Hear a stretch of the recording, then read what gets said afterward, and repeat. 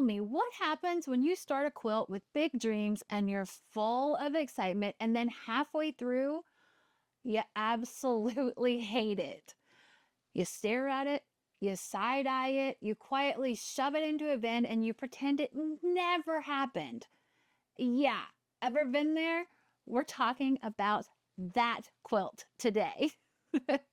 Hey friend, welcome back to Loose Threads and Stitches. I'm Kristen from ICStarsQuilting.com, and this is our cozy corner of the internet where creativity and real life get to meet. Grab a project and settle in. I have a favor to ask of you. If this podcast has been a soft spot in your week, it would mean the world to me if you popped over to Spotify or Apple Podcasts and you left me a quick 5-star review. And if you're watching this on YouTube, please say hi in the comments and make sure that you are subscribed to my channel. It really helps this podcast to grow and to reach more quilters. Okay, I'm going to be real with you today. Sometimes a quilt just loses its sparkle. We're not talking about like, I'm going to put this in the timeout corner for a little bit. We're talking about like, I just don't even like it anymore. You know, you're halfway through, the blocks are done, and something just feels off. And you're left wondering, should I finish it? Should I try and fix it? Should I completely burn it and pretend it didn't happen? Should I start over? Let me gently walk you through this process for when you come across it in your quilting world, because you will come across this sometime in your quilting journey. The first thing is to stop blaming yourself. Not every quilt is going to feel magical from start to finish, okay? That doesn't mean that you did something wrong. Creativity, much like everything else in this world, has mood swings. We're allowed to fall out of love for a little while with it. Number 2 is I want you to ask yourself, why do you hate it? Is it the colors? Is it the layout? Is it the fact that you rushed it or that you didn't plan it at all?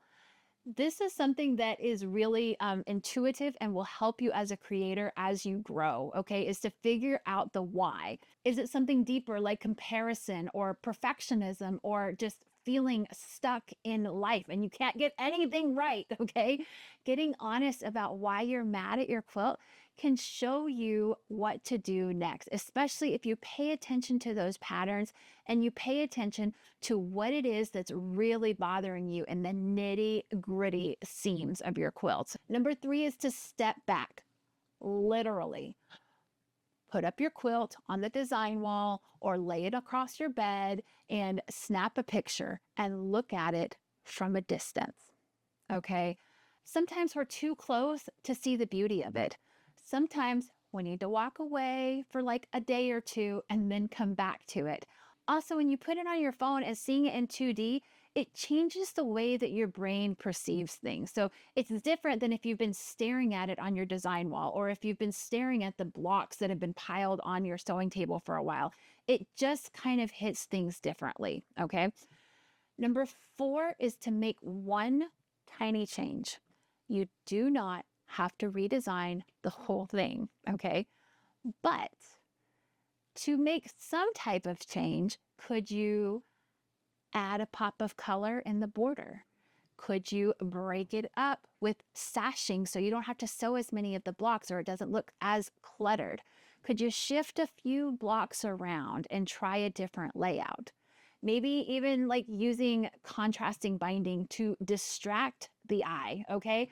You know, smoke and mirrors, like I do that all the time. Don't look at this area over here where I totally messed up.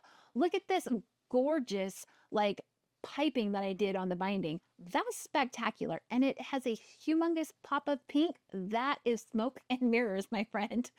Okay, a small shift can rescue your whole project. And if what is stressing you out is the finishing of your project, let me take one thing off your plate for you.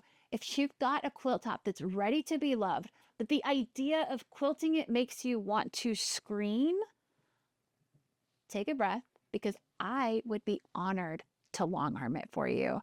You pick the vibe. I handle the stitching. It can be as easy or as complicated as you want. I have tons of designs on my website to choose from, or you can just ship it to me and say, work your magic, Kristen. Okay. Easy, beautiful, done. All the info is in the show notes down below if you're interested in that. The fifth thing is to give it a name and give it grace. Sometimes the quilts that we struggle with the most end up teaching us the most. Yeah, I went there. Those lessons that are really hard to learn. Oh, those are the most frustrating ones, aren't they? They grow us, they stretch us, they challenge our control and perfectionism, and they really, really push those limits. So you can give your quilt a name. You can call it, "This is the patience quilt," or "The one that made me cry." And then you finish it anyways, because you'll be able to see that, like, not every quilt has to be your favorite, okay? Sometimes they just need to be finished. And there are quilts that I have finished long ago that I did not like, but after some time has passed, I can look back on those quilts and I can see, I really, really worked with my piecing on this quilt and it stretched me, but like I'm so much better now than I was when I did that quilt. Okay. So if you've got a quilt that you're side eyeing right now, it's totally okay. Take a deep breath, step back, and remember, no quilt is ruined. It's just waiting for a little bit of love and some creative perspective. I am so glad that we spent this time together today. If you loved this conversation, don't forget to follow this podcast and leave a quick review. The fact that you spent this time with me means the world to me, and I love having these conversations with you every single week. So I hope that you have a wonderful rest of your week. Take that deep breath. Enjoy some quilting time today. I'll see you next week. I'm Kristen with ICStarsQuilting.com. Bye.